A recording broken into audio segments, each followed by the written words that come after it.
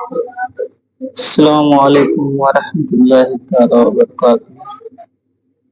آج میں جس ویڈیو پر ریئیکشن دینے والا ہوں ان کا نام ہے حضرت علامہ مولانا مفتی سلمان اظہری صاحب، جو ہندوستان کے بہت ہی معروف اور مشہور علماء کرام۔ تو چلیے شروع کرتے ہیں۔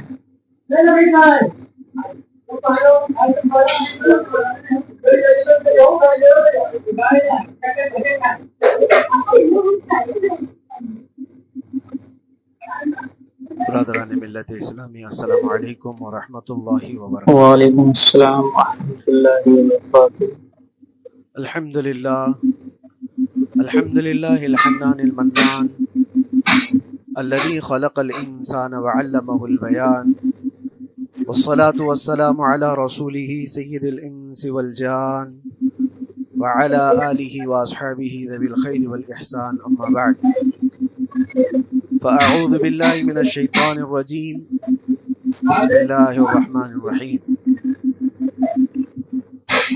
وَأَمَّا بِنِعْمَةِ رَبِّكَ فَحَدِّثْ، صدق اللہ مولانا العظیم۔ بارگاہ رسالت معاب صلی اللہ علیہ وسلم میں درود پاک کا ہدیہ پیش کریں۔ اللہم صل علی سیدنا مولانا محمد معدن الجود والکرم وآلہ واصحابہ الکرام وابنہ الکریم وبارک وسلم صلاۃ دائمۃ سرمدا ابدا۔ قرآن عظیم میں اللہ رب العزت ارشاد فرماتا ہے، وَقَلِيلٌ مِّنْ عِبَادِيَ الشَّكُورُ، میرے بندوں میں شکر کرنے والے بہت کم ہیں۔ اور یہ بات صحیح ہے کہ بندے پر بے شمار نعمتیں اللہ تعالیٰ عطا کیا ہے، بے شمار ہیں۔ وَإِن تَعُدُّوا نِعْمَتَ اللَّهِ لَا تُحْصُوهَا، اگر تم اللہ کی نعمتوں کو گننا چاہو گے تو شمار نہیں کر سکو گے۔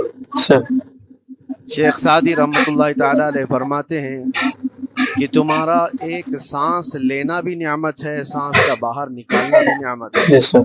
اور اگر صرف سانسوں کی نعمتوں کا شکر ادا کرنے پر بندہ بیٹھ جائے تو پوری عمر اس کی تمام ہو جائے، باقی نعمتوں کا کیا ہے؟ بے شمار نعمتوں سے نوازا ہے اللہ تعالیٰ نے، لیکن انسان کی فطرت میں یہ بھی ہے کہ کبھی ایک چیز کی کمی محسوس ہوتی ہے تو وہ واویلا مچاتا ہے، بہت شور کرتا ہے کہ مجھے یہ تکلیف ہوئی، وہ تکلیف جی آج کل ہم لوگ کا یہی ہے۔ اس کے صحت کے زمانے کو وہ یاد نہیں کرتا، مصیبت کے زمانے کو بہت جلدی یاد کرتا ہے۔ اسی لیے شکر گزار بندے بہت کم ہیں۔ عادت یہ ڈال لیں، جب مصیبت آئے، کوئی تکلیف آئے تو ہمارے اندر یہ احساس پیدا ہو جائے کہ میرے گناہ اس سے بھی بڑی مصیبت کے لائق تھے، اللہ نے کم مصیبت عطا کی۔ جب کوئی بیمار ہو جائے، جب کبھی کسی آفت میں مبتلا ہو جائے تو یقیناً درد تو ہوتا ہے، آدمی سہن نہیں کر پاتا، لیکن احساس دل میں یہ پیدا کرے اگر وہ انصاف کرنے پر آئے رب تبارک و تعالیٰ میرے ہر گناہ کے بدلے بڑی بڑی سزائیں دے سکتا ہے، میں چھوٹی سی سزا میں ملوث ہوں، اللہ کریم اس کا شکر ہے۔ اسی طرح سے میرے عزیزو، ایک بات میں آپ کو بتاتا ہوں، خاص طور پر ہمارے قید کے زمانے میں بہت سارے ایسے قیدی جیل کے اندر جانے کے بعد ان کے حالات ایسے ہو جاتے ہیں، وہ نا امید اور مایوس ہو کر کفریہ جملے بکنے لگ جاتے ہیں۔ ان کے حالات ایسے ہو جاتے ہیں کوئی خدا نہیں، اگر ہوتا تو ہماری سنتا، بہت کچھ عبادتیں بھی کرتے ہیں، نہیں جب قبول ہوتی ہے تو مایوس ہو جاتے ہیں۔ تو یہ تو اندر کے حالات ہیں، باہر بھی کسی کے ساتھ ایسا ہو سکتا ہے۔ میں تو 10 سال سے دعا کر رہا ہوں، اولاد ہی نہیں ہوئی، کوئی یہ کہتا ہے شادی ہو گئی 10 سال ہو گئے بچے نہیں ہو رہے ہیں، کوئی یہ کہتا ہے کہ میری بیٹی کا رشتہ ہی نہیں ہو رہا، ہر وظیفہ کر لیا، ہر دعا کر لیا، پھر یہاں سے نا امیدی، نا شکری، یہ جملے انسان کو کہاں تک پہنچا دیتے ہیں۔ ایک بات میں آپ کو بتاؤں، مولا علی کرم اللہ وجہہ الکریم کی یہ حکمت بھری بات ہے، ارشاد فرماتے ہیں جب کبھی مصیبت آئے اللہ کی طرف سے تو یہ امتحان ہے یا سزا ہے، کیسے پتہ چلے؟ ظاہر سی بات ہے، ہر کوئی یہ کہتا ہے یہ تو اللہ کی طرف سے امتحان ہے، آزمائش۔ ہم بھی اندر تھے، یہ بار بار احساس دلایا جاتا تھا، اور بعض لوگ یہ کہتے تھے کہ اللہ کی طرف سے آزمائش ہے۔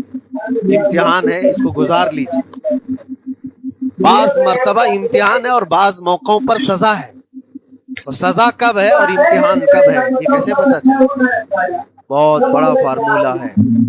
مولا علی کرم اللہ وجہہ الکریم فرماتے ہیں جب کبھی تم پر کوئی مصیبت آئے تو یہ دیکھ لینا ان مصیبتوں کے دن میں تم اگر اللہ سے زیادہ قریب ہو گئے ہو، دعا زیادہ کرنے لگ گئے ہو، وظیفے زیادہ کرنے لگ گئے ہو، تو اس کا مطلب ہے کہ اللہ تعالیٰ تم کو امتحان میں رکھا ہے۔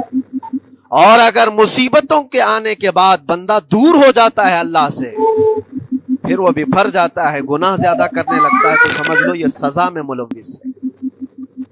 اب سب کی زندگی میں یہ مصیبتیں جب آتی ہیں تو خود اپنے آپ کو ریئلائز کرے، احساس کر کے دیکھے کہ مصیبت آئی ہے تو میرے ہاتھ میں تسبیح آ گئی یا پھر گالی گلوچ، مصیبت یا آفت آئی ہے میرے گھر پر تو میں عبادت اور نماز کی طرف زیادہ جا رہا ہوں یا پھر عیش و عشرت کی طرف زیادہ جا رہا ہوں، تو تمہیں خود پتہ چل جائے گا کہ تم اللہ کی طرف سے امتحان میں ہو یا پھر سزا میں ہو۔ میرے عزیزو، بہت مقامات ایسے ہیں جہاں پر بظاہر مصیبت کی حکمت ہمیں نہیں معلوم ہوتی، جی جی بے کیوں آئی شک، سبحان اللہ، کیوں دی گئی ہے ہمیں ایسی جی ہمیں نہیں تکلیف۔ پتا ہوتا۔ اسی کا نام تقدیر ہے کہ اللہ تعالیٰ کے لکھے ہوئے پر راضی رہنا یہ مومن کی شان ہے۔ مومن کو ہمہ وقت اللہ تبارک و تعالیٰ کی طرف سے لکھی ہوئی اس تقدیر پر راضی رہنا ہے۔ آپ کو میں ایک بات بتا دوں، حضرت ابو جندل ایک صحابی مکہ مکرمہ میں ایمان لائے، رسول پاک صلی اللہ تعالیٰ علیہ وسلم جب ابھی مکہ میں تھے، اس وقت غریب صحابہ کو کفار مکہ، مشرکین مکہ کس طرح سے پکڑ کر مارتے تھے، کیسے کیسی سزائیں دیا کرتے تھے۔ اسی اسنا میں اللہ کے نبی صلی اللہ علیہ وسلم ہجرت کر کے مدینہ تشریف لے گئے، لیکن جو ابو جندل تھے یہ قید میں تھے، قید میں تھے، ان کا باپ خود ان کو قید میں رکھا ہوا تھا، اور ایسی قید کہ زنجیریں بندھی ہوئی رہتی تھی، مسلسل کئی سال گزر گئے۔ حضور پاک صلی اللہ تعالیٰ علیہ وسلم کی ہجرت کے 6 سال گزر جانے کے بعد 7واں سال تھا جب آپ کو بتاؤں حدیبیہ کا وہ منظر پیش آیا جس کو صلح حدیبیہ کہا جاتا ہے۔ تقریباً 1400 صحابہ کے ساتھ رسول کریم صلی اللہ تعالیٰ علیہ وسلم عمرہ کرنے کے لیے آئے، لیکن اس وقت مکہ کے کفار و مشرکین مکہ سے تقریباً 35 کلومیٹر باہر دور آپ کا راستہ روک لیا، کہا ہم آپ کو عمرہ کرنے نہیں دیں گے، آپ کے اصحاب کو، آپ کے صحابہ کو ہم مکہ میں انٹر ہونے نہیں دیں گے۔ جنگ جیسی نوبت آ گئی تھی، لیکن حضور پاک صلی اللہ تعالیٰ علیہ وسلم اور صحابہ احرام پہن کر کے عمرہ کرنے کے لیے آئے، تو پھر درمیانی راستہ یہ اختیار کیا گیا۔ حضور پاک صلی اللہ علیہ وسلم نے فرمایا کہ ہم صلح کر لیتے ہیں، کچھ ایگریمنٹ ہو جائے ہمارے اور تمہارے درمیان، جنگ نہیں کریں گے، آج سے جنگ بندی ہو جائے۔ تو کفار مکہ اس بات پر راضی ہوئے، اور اس کے بعد صلح جس کو کہتے ہیں صلح حدیبیہ، یہ بہت مشہور ہے، صلح حدیبیہ ہوئی، اس میں سارے پوائنٹس جو لکھے گئے تھے ایگریمنٹ کے اندر وہ سب مکہ والوں کی حمایت میں زیادہ تھے، دبا کر کے انہوں نے صلح کی تھی اس طرح سے ان کے نظام کے مطابق، یعنی اگر کوئی مکہ سے بھاگ کر مدینے جائے تو انہوں نے ایگریمنٹ میں لکھایا تھا کہ آپ کو وہ شخص ہمیں واپس کرنا پڑے گا، اور اگر مدینے سے کوئی بھاگ کر ہمارے پاس آئے تو ہم اس کو اپنے پاس رکھیں گے، ہم باہر واپس نہیں بھیجیں گے۔ تمہارا کوئی آدمی ہمارے پاس آ گیا بھاگ کر کے، یا ہمارا ہی وہاں رہنے والا کوئی آدمی آ گیا آپ کی امان سے نکل کر کے، تو ہم اس کو اپنے پاس رکھیں گے۔ ایسی بہت ساری شرطیں تھیں۔ میں کیوں کہہ رہا ہوں یہ بات سنیں، یہ صلح حدیبیہ ہو گئی، ایگریمنٹ ابھی لکھا جانا تھا، وہ ابو جندل صحابی جو کئی سالوں سے مکہ میں قید میں تھے، زنجیریں توڑ کر کے وہ باہر نکل آئے، اور جب ان کو یہ خبر ملی کہ مکہ سے 35 کلومیٹر دور اللہ کے نبی صلی اللہ تعالیٰ علیہ وسلم اپنے صحابہ کے ساتھ پڑاؤ ڈالے ہوئے ہیں اور تشریف لانے والے ہیں، کسی طرح بچاتے ہوئے وہ وہاں پہنچ گئے حدیبیہ کے مقام پر۔ جیسے ہی وہ پہنچے صحابہ میں ایک شور ہو گیا، صحابہ جانتے تھے کہ کتنے سالوں سے ابو جندل قید میں ہے، طرح طرح کی اذیتیں اٹھاتا ہے، بہت مصیبتیں اٹھائی ہیں ابو جندل۔ دیکھا ان کے جسم پر پورے زخموں کے نشان تھے، ہاتھوں اور پیروں میں زنجیریں لٹکی ہوئی تھی. وہ اسی حالت میں صحابہ کے پاس آ گئے. صحابہ سب نے سینے سے سینہ لگایا, استقبال کیا. ابو جندل تم آ گئے ہمارے پاس, آ گئے. اب بات سنو, بڑی حیرت کی ہے. ایگریمنٹ لکھا جا رہا تھا اور ابو جندل مکہ سے فرار ہو کر کے آئے تھے. ابو جندل کا جو باپ ہے اور دوسرے جو رئیس مکہ کے تھے, قریش کے سردار, سبوں نے ہاتھ روک لیا اور کہا ہمارا ایک آدمی بھاگ کر آپ کے پاس آیا ہے, ایگریمنٹ کے مطابق اس کو آپ ہمیں واپس کرنا ہوگا, واپس لوٹانا ہوگا. مکہ میں رہنے والا شخص آپ کے پاس آیا ہے, وہ ہمارا قیدی ہے. حضور پاک صلی اللہ تعالی علیہ وسلم نے فرمایا ابھی تو لکھا نہیں گیا, اس سے پہلے وہ آیا ہے, چھوڑ دو اس کو, اس کے بعد جو بھی ہوگا اس پر عمل کریں گے. مکہ والوں نے کہا نہیں, ہم نہیں مانتے اس چیز کو. حضور پاک صلی اللہ تعالی علیہ وسلم نے یہاں تک فرمایا اس ایک شخص کو میری ضمانت میں دے دو, باقی تمہاری ساری شرطیں منظور کر لی جائیں گی. وہ رحمت للعالمین نبی اکرم صلی اللہ تعالی علیہ وسلم اپنے غلاموں پر رحم کیسے نہ کریں.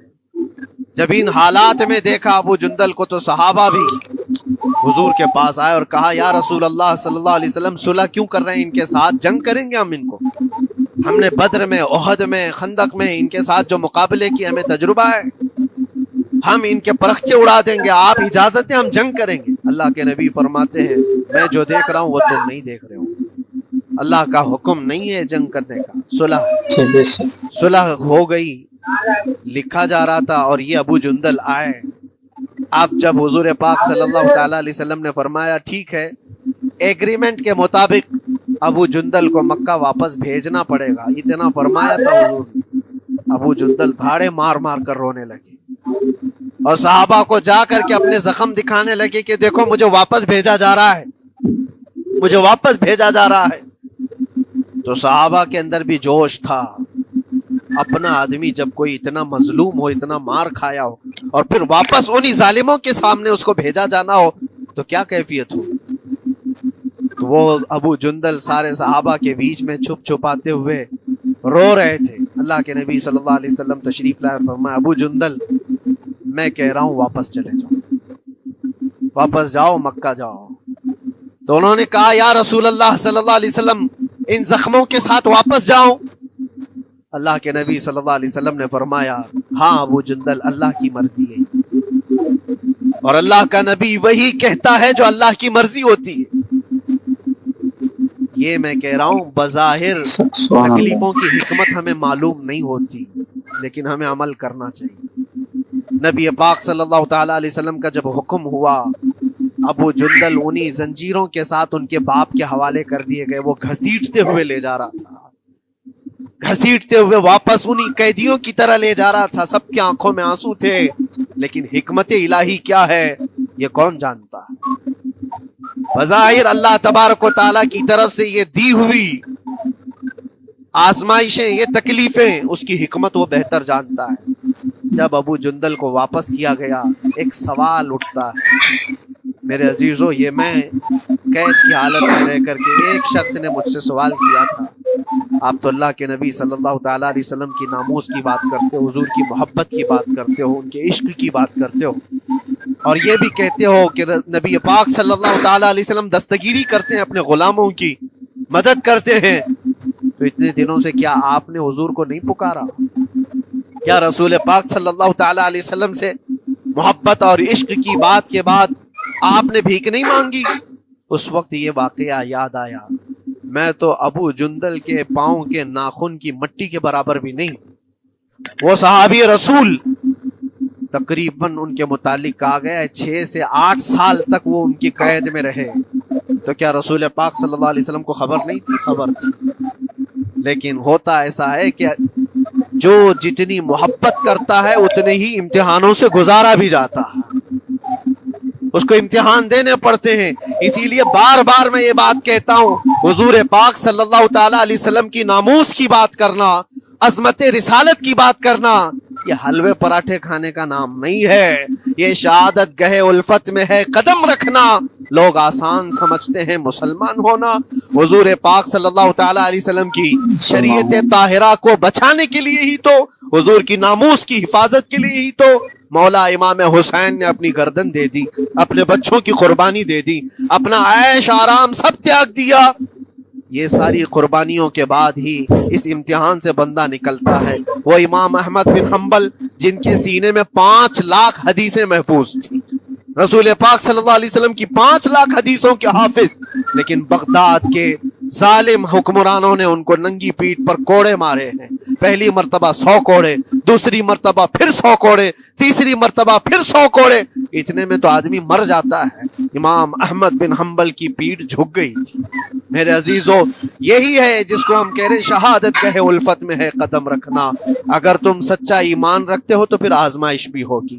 اللہ کریم قرآن میں فرماتا ہے فَلَيَعْلَمَنَّ اللَّهُ الَّذِينَ صَدَقُوا وَلَيَعْلَمَنَّ الْكَاذِبِينَ۔ اللہ تبارک و تعالیٰ ضرور آزمائے گا سچا کون ہے اور جھوٹا کون۔ مصیبتیں آئیں گی، آندھیاں آئیں گی، لیکن جمے رہو، ڈٹے رہو، اللہ رب العزت سے کبھی بھی اپنا رشتہ نہ توڑو۔ اور جو تمہارے اندر ایمان ہے، توکل اور یقین ہے، ذرا برابر بھی فرق آنے نہ پائے۔ آج نہیں قبول ہوئی کل ہوگی، کل نہیں قبول ہوئی پرسوں ہوگی، کبھی نہ کبھی تو دعا قبول ہوگی۔ دنیا داروں کے دروازے کھٹکھٹاتے ہیں تو ایک نہ ایک دن دروازہ کھلتا ہے۔ وہ ارحم الراحمین ہے، وہ ارحم الراحمین ہے، دروازے کھولتا ہے، لیکن وہ بہتر جانتا ہے کس وقت دروازہ کھلنا چاہیے۔ ہم اپنی مرضی کے مطابق رب کو نہیں چلا سکتے، مولا تعالیٰ جیسا چاہے ہمیں ویسا چلنا چاہیے۔ ایک بات اور میں بتا دوں سید، یہ تو دوسرے لوگوں کی بات ہے جس میں ہمارے قصور ہیں، ہمارے جرم ہیں، ہمارے گناہ ہیں، جس کی وجہ سے مصیبتیں آئیں گی، لیکن اللہ کے نبی کا کوئی گناہ نہیں ہوتا۔ جو نبی ہوتے ہیں وہ معصوم ہوتے ہیں۔ سیدنا یوسف علیہ الصلوۃ والتسلیم اللہ کے نبی ابراہیم علیہ السلام کے بیٹے اسحاق علیہ السلام، اسحاق علیہ السلام کے بیٹے یعقوب علیہ السلام، یعقوب علیہ السلام کے بیٹے یوسف علیہ السلام، جن کی نسل میں انبیاء کرام، جو پورا خاندان نبوت کا ہے، وہ یوسف علیہ السلام کن کن مقامات سے گزارے۔ پہلے بھائیوں نے کنویں میں پھینک دیا، اور اس کے بعد اس زہریلے کنویں سے وہ نکالے گئے۔ جنگل میں کوئی نہیں تھا جب ان کے بھائیوں نے کنویں میں پھینکا تھا۔ اس وقت ایک قافلہ جا رہا تھا، انہوں نے ڈول ڈال کر کے نکال لیا اور پھر لے کر کے گئے۔ یہاں سے کنویں سے تو نکالے، لیکن آگے کی زندگی کیا ہے؟ مصر کے بازار میں لے جا کر قافلے والوں نے بیچ دیا۔ یوسف علیہ السلام پھر خریدے گئے، کس کے ہاں؟ عزیز مصر، بادشاہ مصر کے گھر میں، اور وہاں پر زلیخا آپ پر فدا ہوئی، پھر آپ پر الزام بھی لگایا گیا، اور اس الزام کی بنیاد پر آپ کو جیل بھیجا گیا۔ اللہ کے نبی کے دامن پر پیوند تو ہو سکتا ہے، دھبا نہیں ہوتا۔ کسی گناہ کا تصور بھی وہ نہیں کرتے، وہ معصوم ہوتے ہیں، لیکن بغیر کسی قصور کے، بغیر کسی جرم کے آپ کو جیل بھیجا گیا۔ یوسف علیہ الصلوۃ والتسلیم جیل جب گئے، وہ نبی ہو کر کے، اور اس کے بعد دن کٹتے رہے۔ دن کیسے؟ ہفتے، ہفتے کیا مہینے، مہینے کیا سال۔ یوسف علیہ الصلوۃ والتسلیم کے 7 سال گزر گئے۔ جب کبھی کسی انوسینٹ کو، بے قصور آدمی کو تکلیف دی جاتی ہے تو اس کو احساس زیادہ ہوتا ہے، اور جرم کی وجہ سے جب کوئی تکلیف میں آتا ہے تو کمپرومائز کر لیتا ہے، میں ایسا غلطی کیا تھا، مجھے یہ جھیلنا پڑ رہا ہے۔ لیکن جس کا جرم ہی نہیں، نہ کردہ گناہ کی سزا جب دی جاتی ہے، بندہ بہت بکھر جاتا ہے، ٹوٹ جاتا ہے۔ لیکن وہ اللہ کے نبی تھے، توکل کیسا تھا، یقین کیسا تھا، صبر کے ساتھ نکالے۔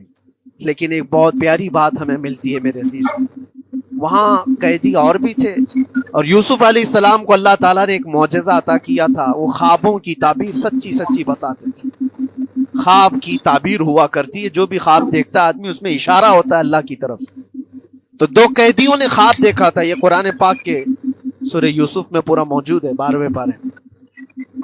2 قیدیوں نے خواب دیکھا، اپنا اپنا خواب انہوں نے بیان کیا یوسف علیہ السلام کو۔ ایک قیدی نے دیکھا کہ وہ سر پر روٹیاں رکھ کر کے لے جا رہا ہے اور پرندے نوچ نوچ کر کھا رہے ہیں۔ دوسرے نے دیکھا کہ وہ انگوروں کو نچوڑ کر کے اس کے رس پی رہا ہے۔ تو انہوں نے بتایا یوسف علیہ السلام کے پاس، ایسا ایسا ہم نے خواب دیکھا ہے، اس کی تعبیر کیا ہو سکتی ہے؟ سیدنا یوسف علیہ السلام فرماتے ہیں میں دونوں کے خواب کی تعبیر بتاؤں گا، لیکن اس میں سے ایک بندہ، اس سے آپ نے کہا تو وعدہ کر کے میرا بھی کام کرے گا۔ میرا بھی ایک کام ہے تو کرے گا. 7 سال گزر گئے تھے. جو بادشاہ مصر تھا وہ بھی بدل چکا تھا. جس نے قید میں ڈالا تھا وہ ختم ہو گیا, دوسرا آیا, تیسرا آیا, جو بھی آیا, لیکن حکومت بدلی ہوئی تھی.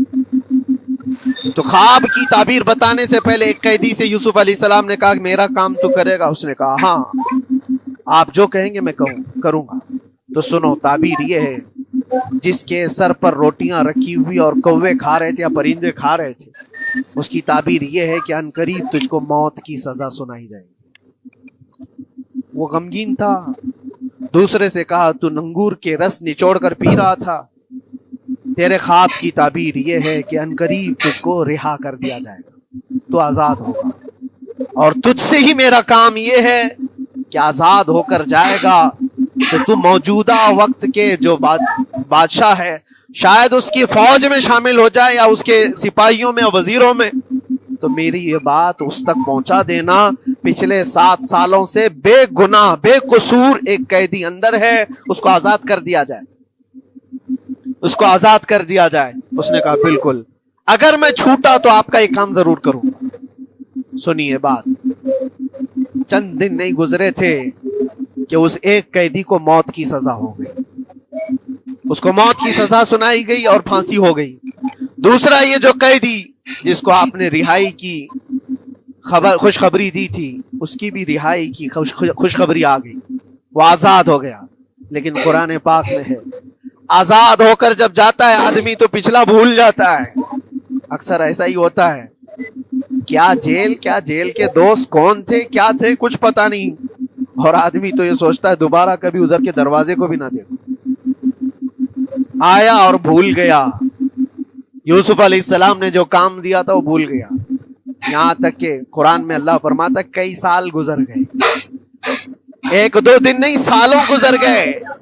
اور وہ بادشاہ کی فوج میں شامل تھا یا بادشاہ کے مصاحبین میں شامل تھا, قریبی لوگوں میں. ایک زمانے کے بعد مدت ہوئی, اور اس وقت سوچیے آپ کتنا وقت حضرت یوسف علیہ السلام نے کاٹا ہوگا. ایک دن آپ بے اختیار رو پڑے اللہ کی بارگاہ. یہ میں آپ کو بتا رہا ہوں, کبھی کبھار انسانی فطرت کا تقاضا ہے. اللہ تبارک و تعالیٰ کی بارگاہ میں رو پڑے اور کہا اے رب العالمین, اے ارحم الراحمین, یہ دن کب ختم ہوں گے؟ یہ جس طرح سے مجھے جیل کی سلاخوں کے پیچھے بند کیا گیا ہے, ان مصیبتوں سے کب آزادی ہوگی میرے مولا یا ارحم الراحمین؟ جواب رب تعالیٰ کی طرف سے آیا. یہ ہمارے اور آپ کی بات نہیں ہے, یہ اللہ کے نبی کی بات ہے. اب سنو, یوسف علیہ السلام کو جواب آیا, اے یوسف, جب تجھے جیل سے نکلنا ہی تھا, تجھے باہر جانا ہی تھا, تو دنیا کے بادشاہ کے پاس سامنے کیوں ریکویسٹ رکھا, میرے سامنے رکھ دیا ہوتا. اللہ اکبر, یہ توکل کا اعلیٰ درجہ ہے. اتنی مصیبتوں کے بعد بھی تم نے اس سپاہی کو کیوں اپنا قاصد بنا کر بادشاہ کے سامنے بھیجا کہ میری آزادی ہو جائے؟ یوسف علیہ السلام بہت روئے, سجدے میں گر کر کے, مولا مجھے معاف کر دے, اور میرے ہر شے کا تو مالک ہے. اب میں زندگی بھر قید میں رہوں یا آزاد رہوں یہ تیری مرضی پر ہے. میرے عزیزو, پھر یوسف علیہ السلام کے ساتھ کیا ہوا؟ بادشاہ نے خود ایک خواب دیکھا اور وہ پریشان تھا, خوابوں کی تعبیر کوئی بتا نہیں رہا تھا. تب اس قیدی کو چھوٹے ہوئے کو یاد آئی بات کہ جیل میں ایک آدمی ہے جو سچی تعبیر بتاتا ہے. پھر اس نے بادشاہ سے کہا ایک قیدی بہت شریف اور صالح ہے, وہ سچی تعبیر بتائے گا, آپ کہے تو میں اس کو لے آؤں. اور اس نے مجھے یہ کہا بھی تھا کہ اس کو آزاد کرنا ہے, آپ کے پاس ریکویسٹ رکھنی ہے کہ وہ بے قصور قید میں ہے. بادشاہ نے معلومات حاصل کی اور اس کے بعد پروانہ دے دیا کہ اس قیدی کو آزاد کیا جائے جس کو بے قصور رکھا گیا ہے, اور میرے خواب کی تعبیر بتائی جائے. یوسف علیہ الصلوۃ والتسلیم کو لوگ آئے لینے کے لیے. اب یہاں منظر اور ہے میرے عزیزوں. کہا کہ بادشاہ نے خواب دیکھا, اس کی تعبیر بتائے. آپ نے تعبیر تو بتا دی کہ کیا ہونے والا ہے اگلے 7 سالوں میں بادشاہ کے ساتھ, یہ ساری تعبیر بتائی. لیکن جب آزاد کرنے کی بات آئی تو آپ نے کہا رہنے دو اب مجھے قید میں. مجھے قید میں رہنے دو، اس لیے کہ آپ کو یہ احساس ہوگا کہ میں بادشاہ کے پاس کیوں رکھا ہے اس مقدمے میں۔ لیکن بعد میں بادشاہ اور اس کے مصاحبین اور اس کے وزیر آپ کو اصرار کرتے ہوئے لے گئے اور لے جا کر کے سیدھے وزیر اعظم کے تخت پر بٹھا دیا، سیدھے وزیر اعظم کے تخت پر بٹھا دیا۔ پھر رب تبارک و تعالیٰ نے فرمایا اے یوسف، جب